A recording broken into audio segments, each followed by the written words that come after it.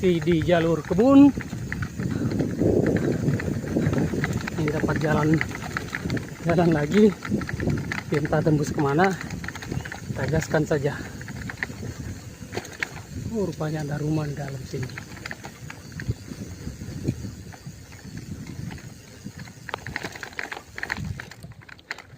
Kita gas saja. Semoga saja dapat jalurnya ke Jebelumpa.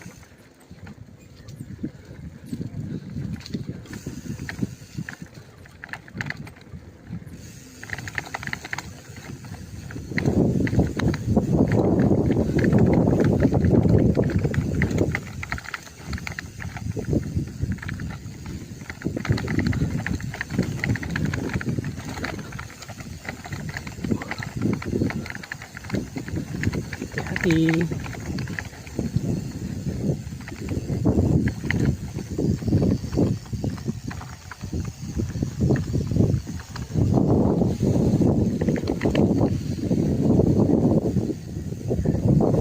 Jalur kebun ini asli.